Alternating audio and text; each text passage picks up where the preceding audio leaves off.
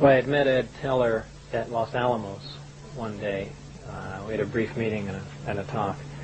I had shortly thereafter moved to Las Vegas and basically left the scientific community to do other work. Sometime later I decided to re-enter and send applications out to several other national labs, and also went to Ed Teller, and he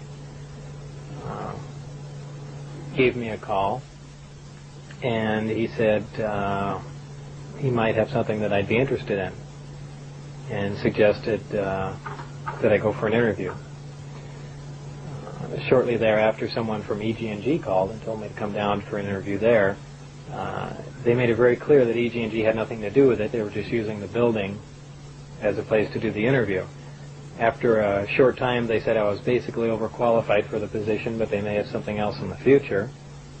And I don't remember how much time lapsed after that, but shortly thereafter, they asked me to come down for another interview, and they said this was involving, I don't remember their exact wording, but they led me to believe it was a field propulsion system, and of course I thought it was something that, in secret, that we were working on. Later, only did I find out that it was a back engineering program dealing with alien craft. I flew out of Las Vegas McCarran Airport, and I flew to Groom Lake in a 737 aircraft. We land at Groom Lake, and there's a bus there that drives about 15 miles south, approximately. I'm really not sure exactly how far, down to a smaller dry lake bed known as Papoose Lake. And right up against the side of the mountain is the S4 installation. And what happened to you first when you entered it? How did they receive you?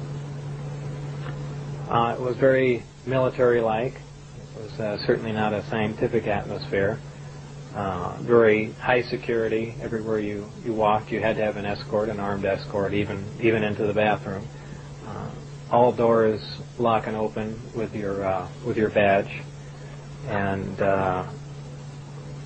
it was a very oppressive atmosphere.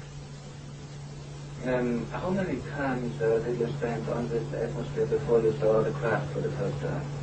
I believe I was only there 2 or 3 days, probably 2 days before I saw the craft. Time, how they are stored, what your impression was, and the feelings when you saw it. Well, my feelings, it was very, I should step back a minute and say that when I first saw the craft the first time, it was walking into the hangar, and my impression was, well, this explains all the UFO sightings. This is just a secret military aircraft we're working on, and that's the end of that. It was actually the second time when I saw the craft, when I got to enter it and look over it, and I finally realized what was going on, that this is an alien craft. And of course this was after I read the briefings, and that was a totally different feeling. That was not a feeling of excitement. It was almost an ominous feeling, that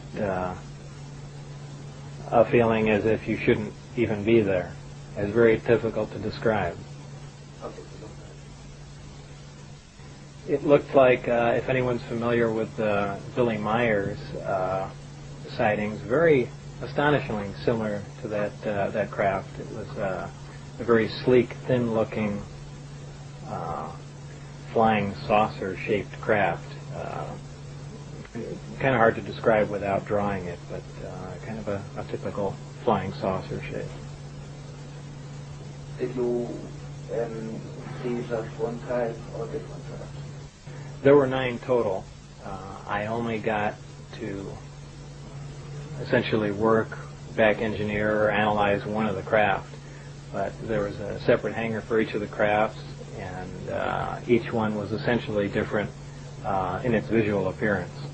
Did anybody tell you where the U.S. Navy intelligence got the craft from? No. No, not at all. That's a lot of people have speculated about it, that they were either shot down or they crashed, but the craft seemed undamaged, so I doubt either of those would be correct. Can you describe the inside of the alien craft? It's very plain. It's all one solid color, a grayish pewter color, the same color as the outside of the craft. There are no sharp corners anywhere. Every device in the craft, the seat, the amplifier housings, everything has a rounded corner on it, almost as if it was all fashioned out of wax and then slightly melted, so everything curved, even where the ceiling meets the floor on the end. Everything has a curve to it. Very, very plain, very wide open, very impractical use of space. And there are 3 levels. The lower level houses the amplifiers themselves that swing, the 3 of them. The center level is where you enter the craft, where the seats and the amplifiers are, and the top level is a small area, and I did not have access to that, so I don't know what's up there. Do you think they're alien craft or Western craft?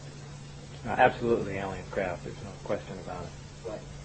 Well, first of all, the scope of the project was to back engineer it. If they were United States craft, we wouldn't be going backward trying to find out how they were built if we had built them. Second of all, the size of the equipment inside, the size of the seats, the materials that were in use, completely alien to us, pardon the pun, and the fuel, element 115, essentially non-existent. All these factors together, and of course the briefing information stating that they were alien craft. Could anybody tell you how the propulsion functions?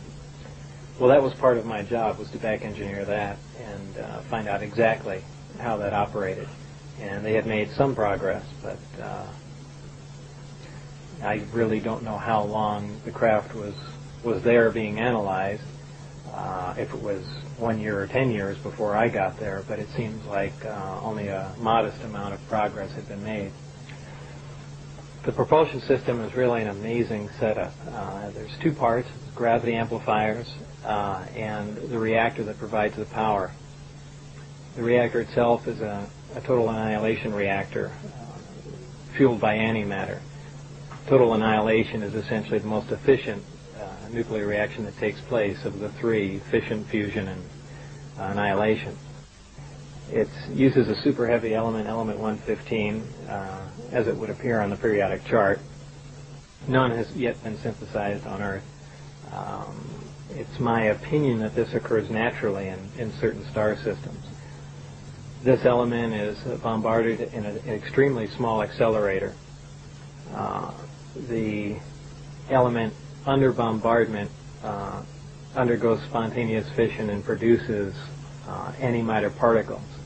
These are interacted with a gaseous matter target, and by means of a 100% efficient thermoelectric device is converted into electricity. Now, 100% efficient any electric device is essentially impossible.